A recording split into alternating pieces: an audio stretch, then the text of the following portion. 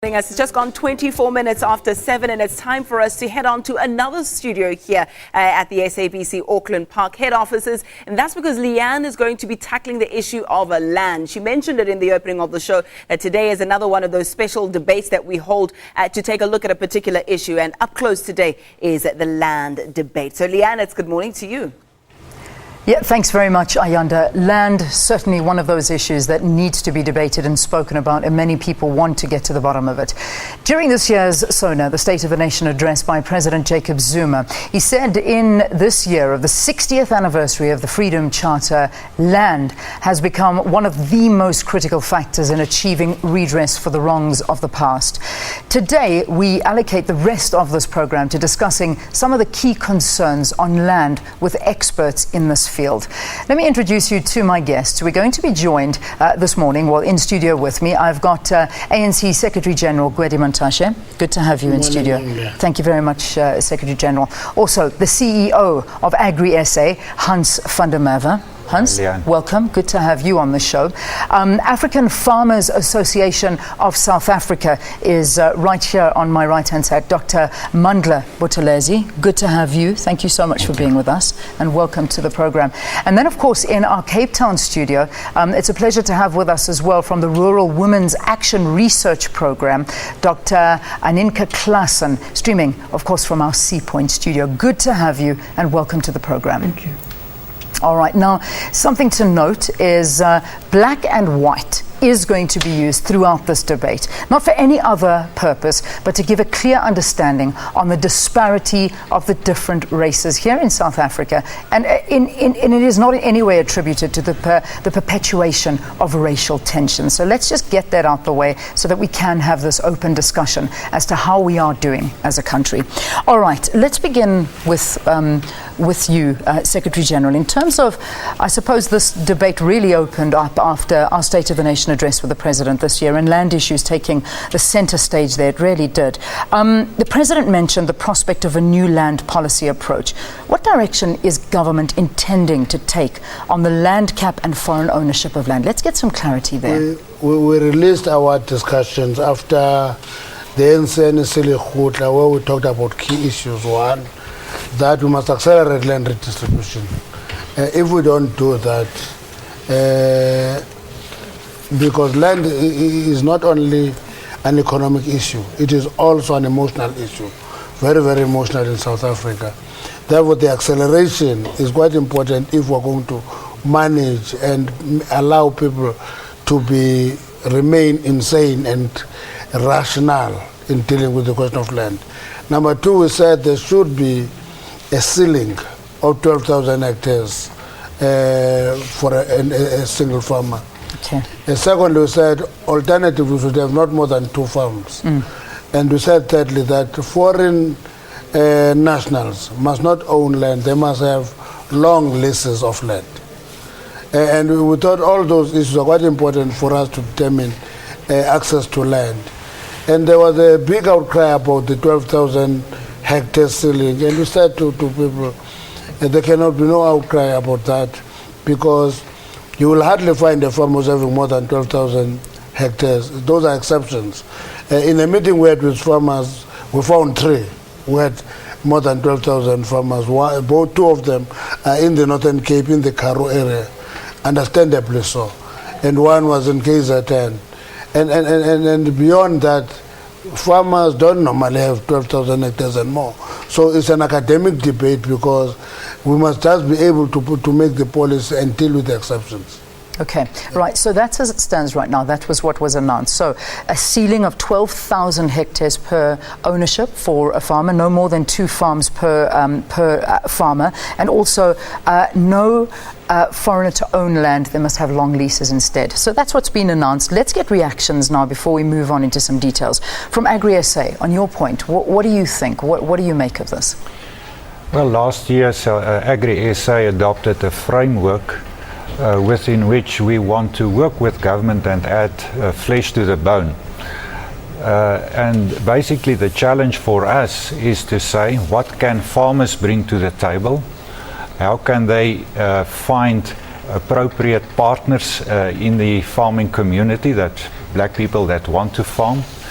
how can they, in terms of broader policy frameworks such as the National Development Plan, contribute to accelerate land reform within principles that adhere to market realities and allow businesses to grow, not looking at the physical size of it, but in some instances we say, well, if a farmer owns a certain piece of land as such, it is almost irrelevant. You must look at the size of the business that he runs on that farm, and if in terms of BEE codes it becomes a large business, he should grow in an inclusive way with black partners in acquiring more land, because in the modern world you need to be competitive, and we have limited opportunities to keep on subsidizing farms and protecting farms, and they must compete in a global market. So we want black farmers also to become partners in bigger, successful farming enterprises. But it is not a one-size-fits-all. What we're trying to do is to build an idea bank of what you can do within certain constraints. Many farmers are medium to small scale farmers that are in difficult position to share, but they have expertise to share with others. Your larger entrepreneurs for sure want to grow in an inclusive way. We have consulted in many forums, they're open to it, they look at certain support measures that will make it possible to move faster. And our view is, instead of government buying more land, they're using a lot of capital just to buy land. If they, for instance, just can subsidize the interest rates for newcomers, we can extend the capacity of government for many people, more people to acquire land and grow in a progressive way. So I think what you said is important. These issues are very practical in nature. We can theorize about certain interventions or not. Fact of the matter is the agriculture sector must transform in an inclusive way. It must be sustainable. We must have food security. We must be competitive. And I think on these core issues, I believe we agree, government and us will agree on the fundamentals that we should strive to achieve. Yeah. So I think in many cases more the methodology that is still an issue to be debated and resolved. Okay, so you're not against it.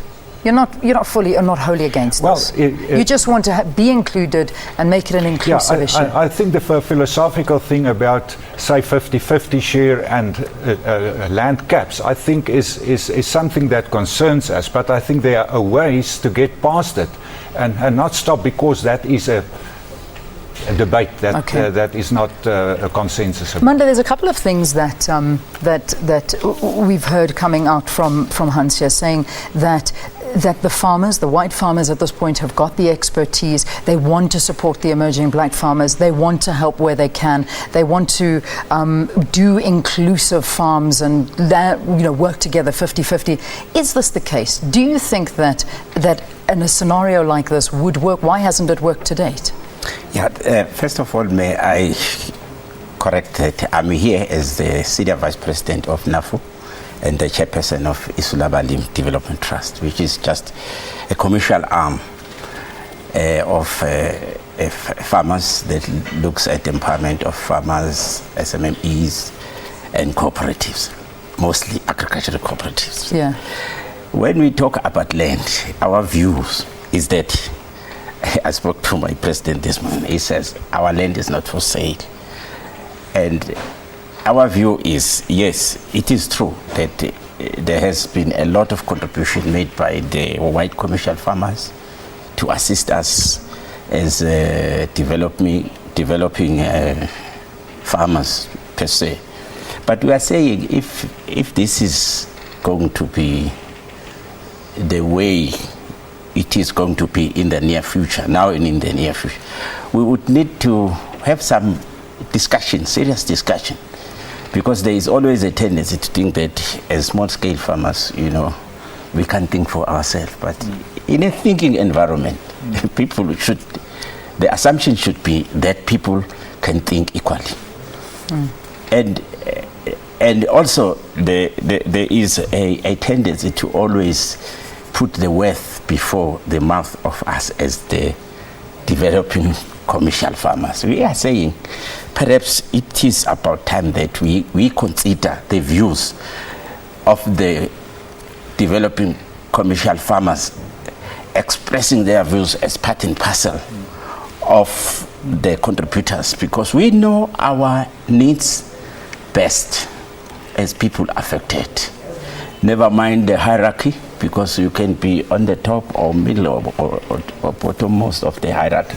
But the fact of the matter is that you would know your needs, and you would know it best because you are at the grassroots level where you can hear day by day people articulating issues of the land. I think we share the same sentiment that is shared by the former Dr. A.P. Kuma in 1941, when he says that the fundamental basis of wealth and power is the acquisition of freehold title to land.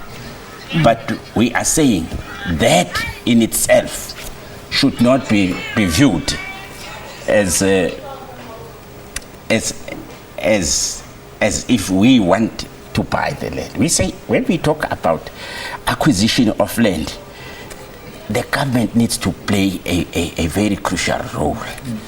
Perhaps the role that is played by Amakosi and Ingonyama Trust in KwaZulu-Natal, where Amakosi becomes the custodians of the land on behalf of the people. And we're saying the government should hold the land on our behalf due to a number of reasons, because you would imagine if I own the land and it's a freehold land and I use the land as a collateral, what happened if anything happens like drought, as we are speaking right now, and we have invested a lot of money? It means the bank can actually be used as a conduit to take the land back to the commercial farmers, who would actually have all the financial resources, even though resources are always minimal, but they can afford. Yeah, they can afford. And we can afford. So there is a cash there. Yeah. Yes, we want to have the land, all the ceilings. We are not